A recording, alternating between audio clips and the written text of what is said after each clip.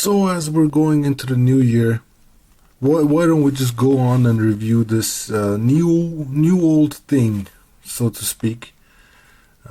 This is I'm sure you have seen this if you are into lights and other types of gear. I'm sure you're familiar with Maglite and the mini Maglite.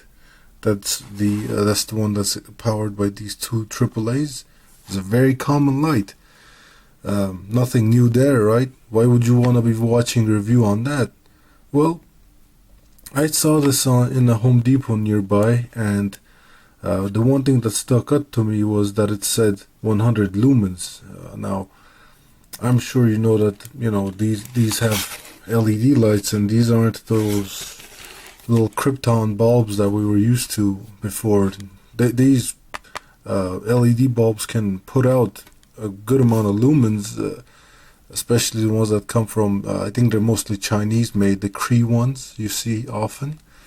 So when I saw that, I was like, oh, that's kind of cool. That made me stop in the aisle and take a look at it. But what really kind of stuck out to me was this 1 meter submersible, and it says down here too, Ipx7 Waterproof. Now, the regular Maglite AAAs, that most of them actually, even the big Maglites that the police carry, they're water resistant. Actually, I should say the police don't carry them anymore because they just happen to be a little more cumbersome than what you may be able to get in a smaller size light that will put out as much light as one of those big D-cell lights. But this did catch my eye, and I decided to pick this up. And I'm thinking we'll do a little review of it, and we'll see what it's all about. Now, I did also bring out my old Maglite mini, the mini light, which this you can see here, with a couple of fresh batteries. It's not too bad. It holds its own. This is the one with the krypton bulb. I just added this lanyard. This light is probably more than 10 years old at this point. It's one of the very first lights I had, and it still works. And it goes into the candle mode, and it still has the spare bulb that's in the tail cap. I doubt this one would have something like that because you don't need to replace it. So I'm gonna bust this thing out of the clamshell. I might fast forward through that or just even cut that out, and we'll get to see what it's all about. So let's get started.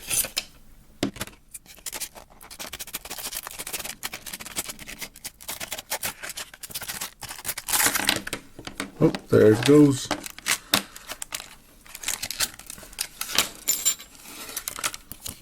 So we get this little light here, a little instruction manual.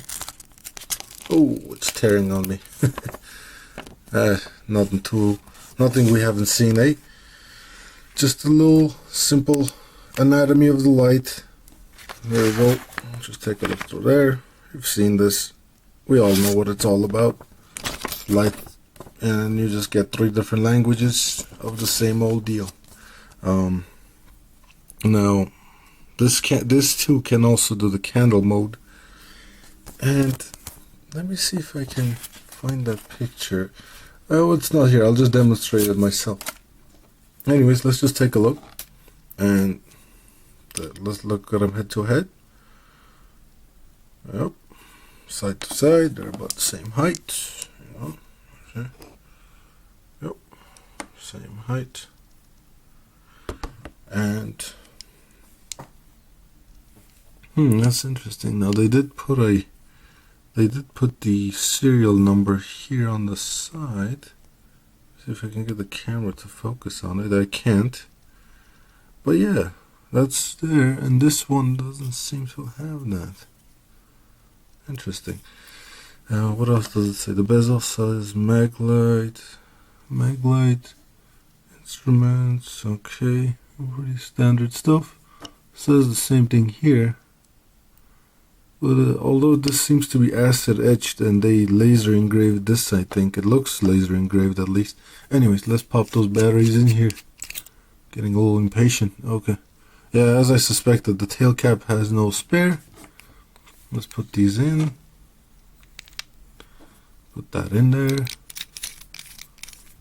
Oh, damn, I'm cross-threading it already. Okay. And, whoa, that is nice. Wow. I did not expect that. Let's put the clip on it too. Yeah, now it's properly complete. See, what I was trying to find and show you originally was a lot of times when they present these Maglites, for reasons that elude me completely, the people will present the clip like this, which kind of makes sense if you're carrying it in a little pocket, sure, but see, this clip is not, securely attached. If there was some sort of like a if they were to turn this in a lathe and just lower one portion, the exact width of this clip in here, so when you put this there, it would kind of click into basically the body of the light, so it wouldn't shuffle his way out, so it wouldn't slide off the end. That would make perfect sense. I prefer to put the clip this way, and I'm sure I'm probably not the only one that does this, but I put it here. This makes just more sense because this got nowhere to go. Sure, now you got this huge thing sticking out of your pocket, but at least it won't slide off and it will stay put. And another thing is that, this isn't a tactical, quote-unquote tactical light, but, I would still want to be able to have it run with one hand. And what I do is I grab it with my 3 fingers here, and I use my index finger and my thumb to turn the bezel, and then that's how it works. So that way it's best to have the end bezel stick up, so when I grab it with my thumb and my index finger, it's already there. Wrap the fingers around, and boom, you got light. So with that, let me just go over a few pros and cons of these lights, especially the new one. And overall, one pro is MacLeod is made in the United States. I prefer to support American companies, companies that manufacture in the US. Now this says US manufacturer. I don't know what that strictly means. It probably means they put this thing together here with foreign and domestic parts. Either way, MacLeod is a company that comes from a long history. As I said, I've owned this light for a long time, and I know they work. When you need them the most, these guys will work. No problem, no question about that. Now, there are a few cons that I can tell you about too. A couple of the cons I kind of went over. It doesn't have a tail cap. You can't hit a tail cap and have it be on. The clip, I'm not too thrilled about, really. It only has one mode of light, and that is just boom, it's on, and you're good to go. I mean, you don't have a dim mode, you don't have any other types of, you don't have any selectability. You just go on, and that's it. Other lights, my Phoenix or other more modern lights, you'll click the tail cap and it'll do different things, cycle through high beam, low beam, other stuff. But with that being said, there are some pros to this too. You have a focusable beam, where oftentimes other lights won't let you focus. You can turn this and focus it, dial in whether you want floodlight or spot.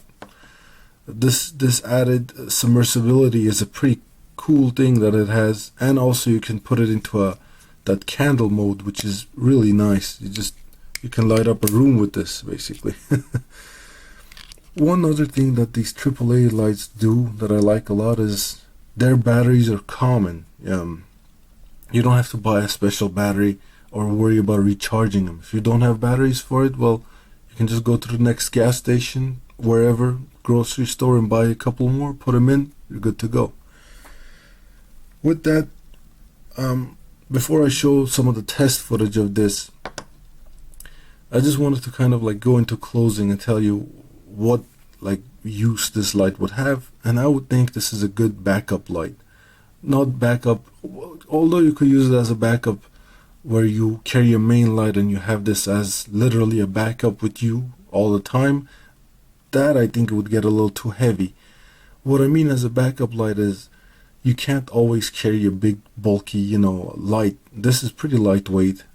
It's not too large, and it's not a tactical light. So if you were to say walk into an office with this in your pocket, people would just shrug their shoulder and be like, oh, he's got a pocket light.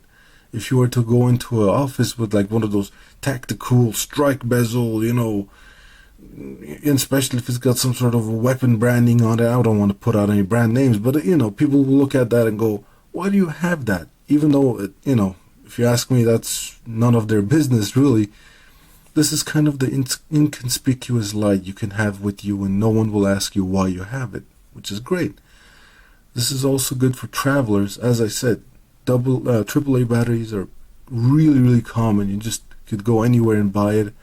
And another great thing is if you have this as like a survival light and your other gear, say like your radio and all the other stuff that you have also runs on AAA, guess what? You just can put this in there without the batteries, I would say, in like a duffel bag along with your radio and all that, and put a pack of batteries that could feed this, the radio, and all your other gear, and that would be that. So with that being said, I'm gonna try to get some test footage of this outside in the dark, so you can see kind of between the two how they look. With that, I'll stop yammering now so you can take a look at the test footage. I would also ask you, if you can, to subscribe to see more videos like this, gear reviews, and also sometimes plain goofiness. If you can, hit a like button. That'd be really highly appreciated. Leave a comment below if you've ever used these, if there's any features I didn't go over, and I will see you next time. Have a good day.